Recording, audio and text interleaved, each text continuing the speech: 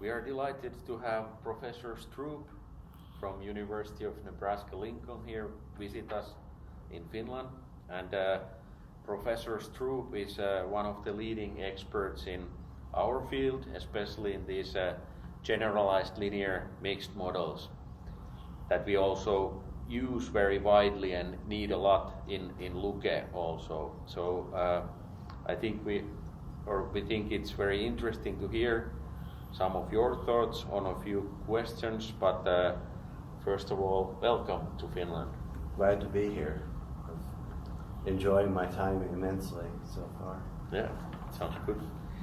So first question here is that could you please tell a little bit of your professional background and how did you become a statistician and how did you end up in your current position in University of Nebraska?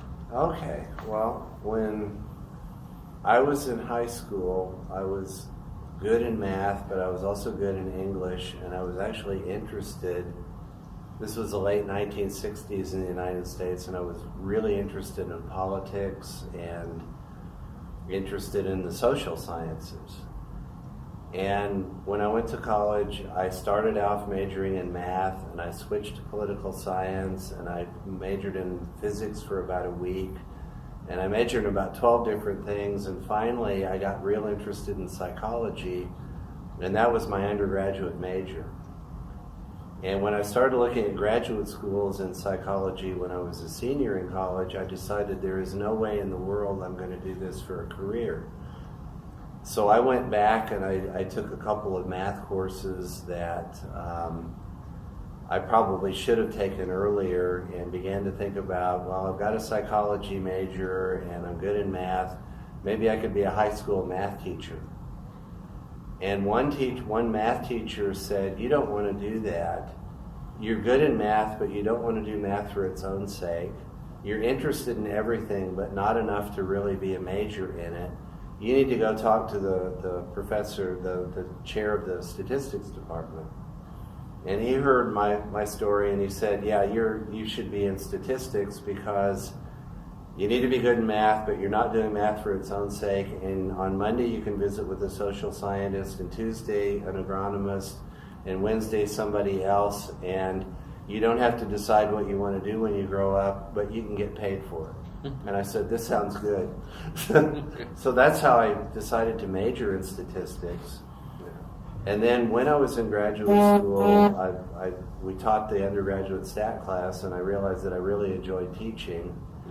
And then once I passed my PhD qualifier, I decided that I had a lot of book knowledge about statistics, but I didn't have a lot of practical experience. And Kentucky had what they called consulting assistantships. And there was one open in the animal science department. And I didn't know anything about animals. I grew up in, a city, and I was very much a city kid. And so I showed up in the animal science department, and I had an office mate who was an animal scientist from eastern Kentucky. And the first thing he said was, well, we're going to have to see if you're going to do us any good. So he took me down, and I had to assist them with a surgery on a cow where they put in, one of these, viewers, I forget what they call it, fistulated. Yeah. And he said, well, at the end of the surgery, he said, you didn't faint, I guess you'll do. And so from there, I became, I consulted with most of the graduate students in the PhD program in animal science and really got along with them well. And I thought, this is just a lot of fun, and I really, really enjoy it. And when I finished my PhD, my advisor said there is a job in Nebraska that you ought to look at. And I said, Nebraska? I don't want to live, that's, my dad actually grew up in Iowa, so I kind of knew what the area was like, and it was not where I wanted to live when I grew up.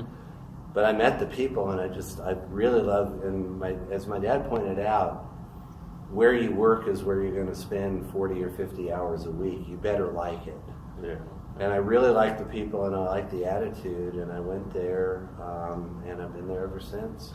what was the first position for you? The first position, we had what was called a Biometrics and Information Systems Center, and it taught graduate level statistical methods classes for the grad students in agriculture. And my research appointment, I was supposed to do a little bit of original research, but most of it was working with other researchers in agriculture on collaborative kinds of things. Yeah. And so I did some stuff with the range science people. I got interested in, that's where I did my dissertation in variance component estimation.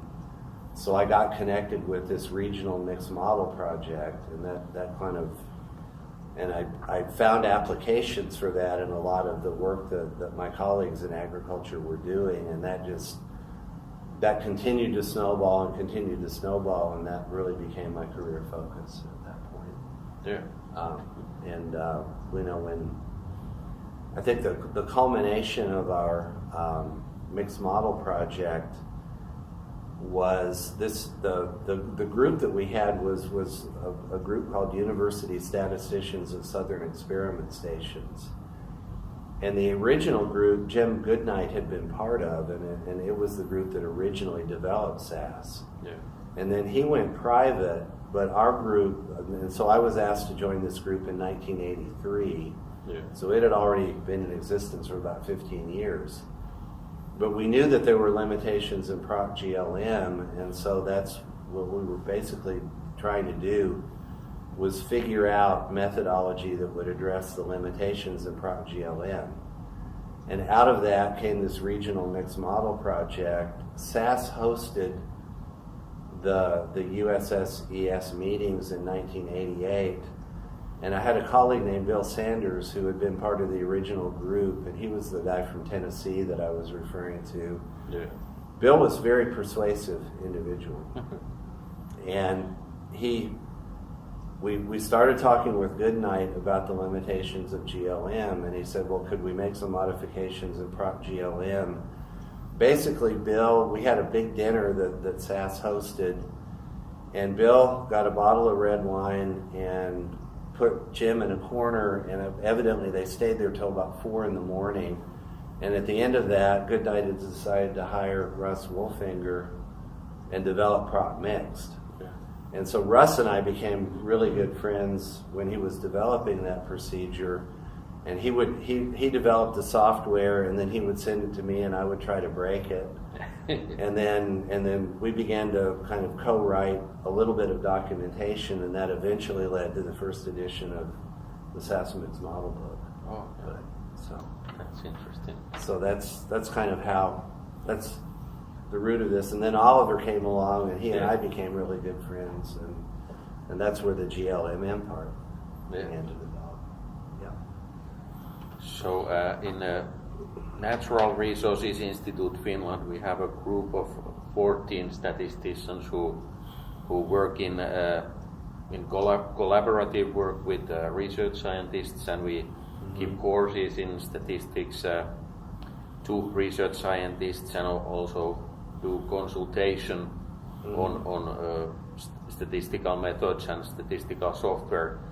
Is there some kind of similar cooperation between statisticians and research scientists in your university? Yes, there is. When I first came to Nebraska, as I mentioned before, we had this Biometrics and Information Systems Center. Yeah.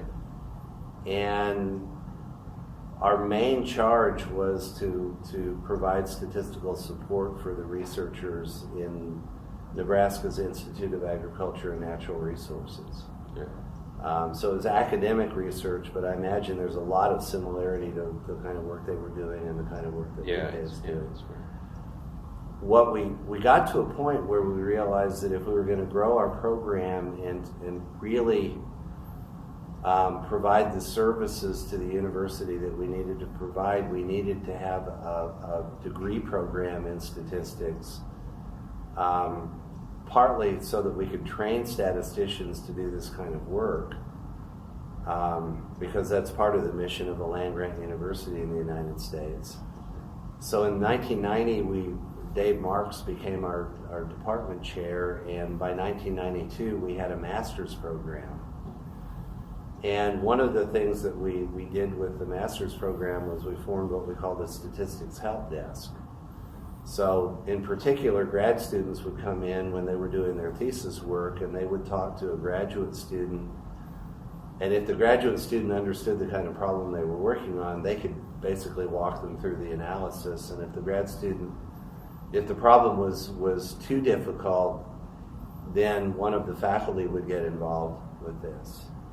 When we formed the statistics department, we basically grew that facility even more, and we have a class in consulting, and we really train particularly our PhD students who are interested in applied statistics.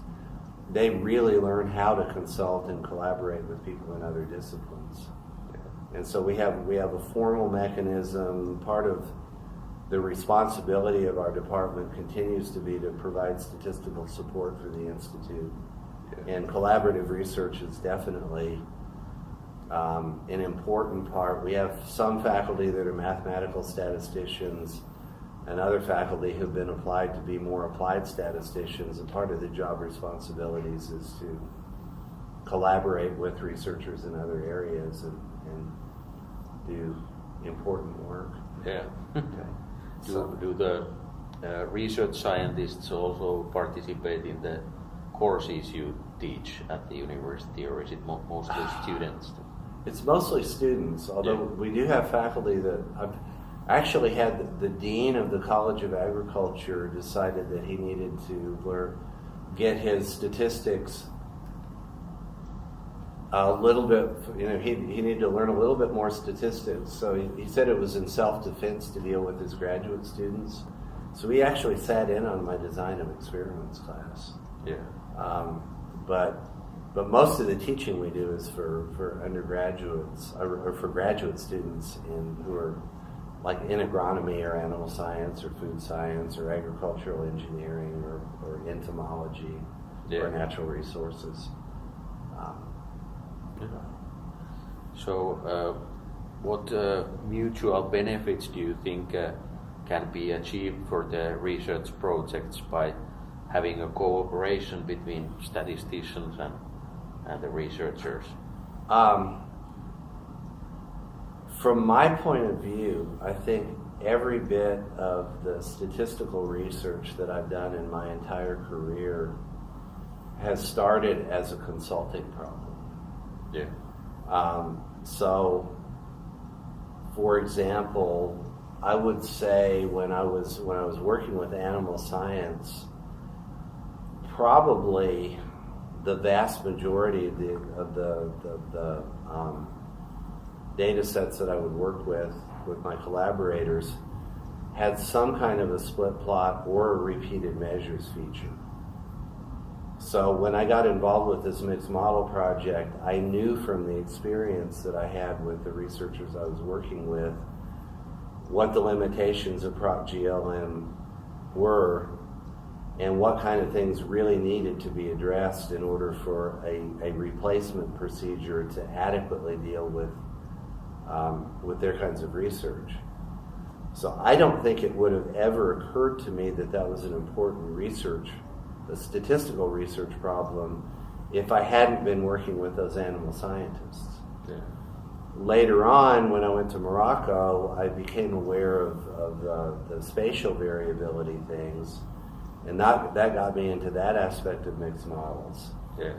And then later on, I began to think about the fact that probably about half of the research problems that I was working with had variables that were either counting data or binomial data or something where the normal distribution really didn't fit. And so I got really interested in, well, how do you properly deal with, the mixed models when you have non-normal data? And so I think one of the things that collaboration with other researchers helps you to do is to identify there are a lot of problems that as my father used to say, they answer questions that nobody in their right mind would even ask in the first place. But if you don't have that applied connection, you don't realize that they're not very important problems. So I think that's one thing. The other thing is I really enjoy learning about what people outside of our discipline are doing. Yeah. And I think understanding the science as well as the statistics makes the statistics a lot better. Yeah.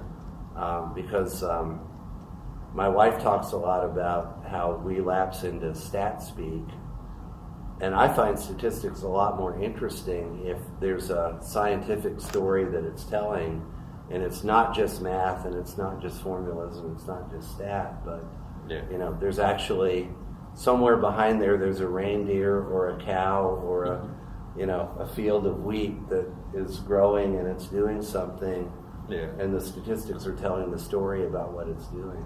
Yeah. I find that a lot more interesting. And I think you get better research problems out of that. Oh, yeah.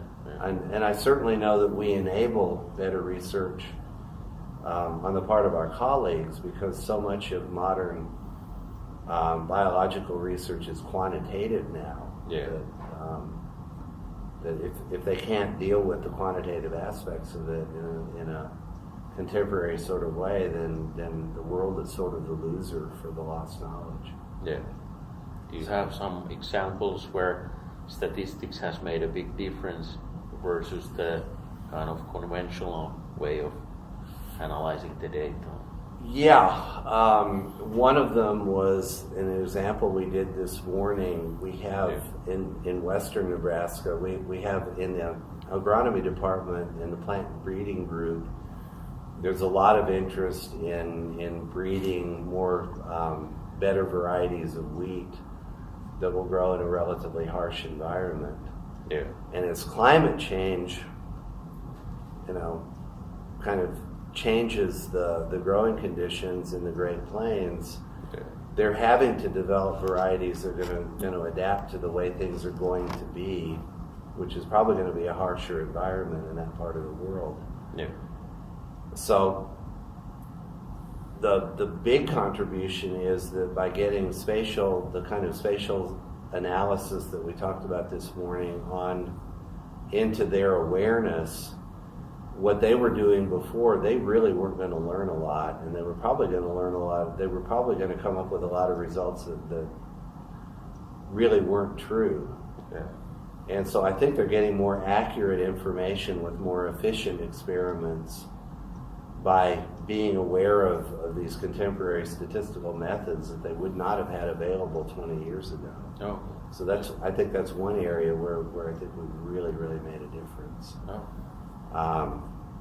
In entomology, once they I don't think entomologists ever work with normally distributed data, and once they figured out that I could be a go-to person who understood how to work with non-normal data and was willing to speak entomology with them, then I've become very popular with that group. Oh, yeah. So that's another area where we've been able to make some inroads. Yeah, sounds good. Yeah. So, last question, how do you see the role of statistics in the future? We're in the United States, we're really wrestling with that. Yeah. When I was lucky enough to get a job at a university that valued applied statistics, Yeah. and was willing to reward me for collaborating with people in the institute and reward me for being a good teacher. Yeah. There are a lot of universities in the United States where that's not true, where you're sort of expected to get grants and do research in what they call quality statistics journals, and consulting is sort of viewed as a kind of a second class enterprise. Yeah. And we've started. I'm part of a multi-state group that is it's got a charge from the United States Department of Agriculture to kind of coordinate multi-state knowledge about statistical methodology and make sure it's available to statisticians at all the land-grant universities in the United States. And we've really started worrying about the fact that increasingly universities are hiring faculty. The tenure track faculty that they're hiring are expected to get grants and do theoretical research. Yeah. And the people that are doing applied statistics and collaborating and working with researchers, they're hiring them on non-tenure track faculty positions. And we're really worried about that, because if that happens, then I think the future of statistics in collaboration with scientists in other disciplines is going to be in trouble in the American universities. And what typically happens is if the statistics department itself gets too detached from the research that is going on in other departments, departments start doing their own statistics, and they'll hire their own statisticians.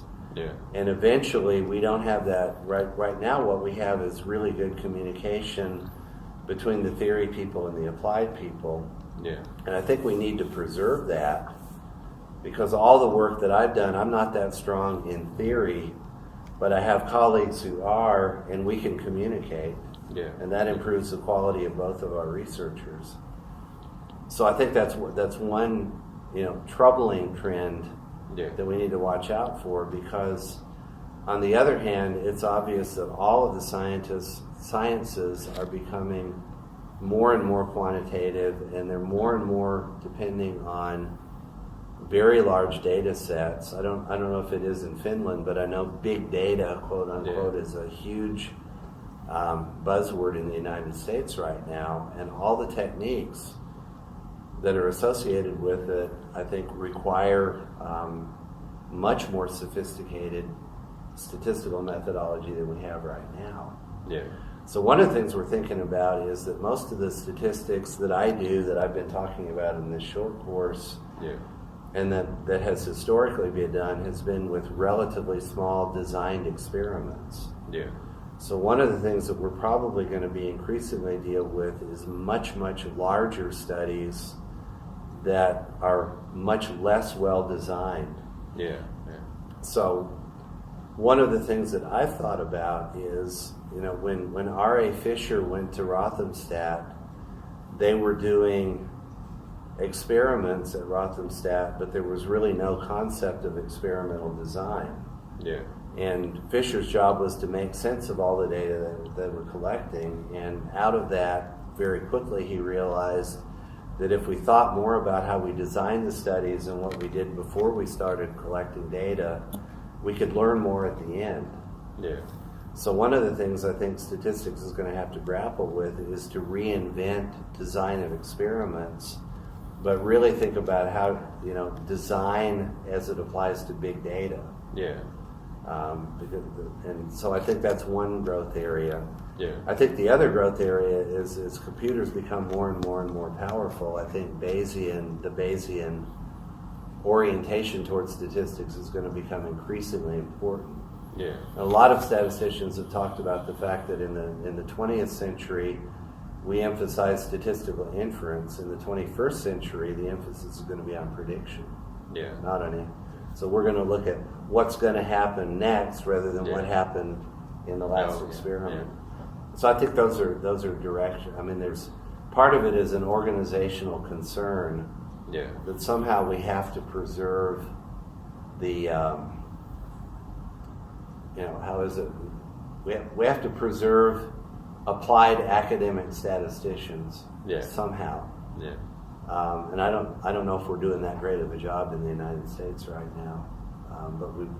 But I think the success of statistics in the 20th century was because that's where it grew up. It grew up at Iowa State, it grew up at North Carolina State, grew up at Rothamsted, and it grew up in places where statisticians communicated with sciences in other areas, and they were expected to, and they were rewarded for doing it. Yeah. We can't lose that. Yeah. But the other thing is that the nature of research is changing, and we need to change along with it. Yeah. So,